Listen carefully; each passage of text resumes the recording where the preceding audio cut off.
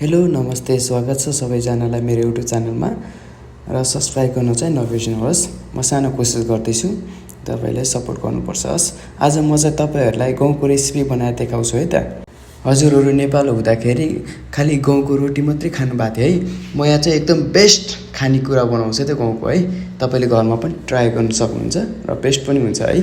शरीरको लागि भात भन्दा यो गाउँ बेस्ट हुन्छ। पहिला तेल हाल्नुहोस् है, नर्मली कढाई तताएर तेल हाल्नुहोस्। त्यसपछि मैले काटेर राखेको टमाटर, सिमला मिर्ची र प्याज एकैचोटी मिक्स गरेर है हाल्नुहोस् र मजाले गर्नुहोस्। नुन हाल्नुहोस् त्यसपछि है, नर्मली नुन।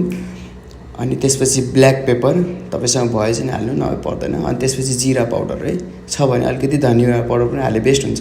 यो चाहिँ टमेटो साल्सा है, टमेटो र खुर्सानीको पेस्ट हो है।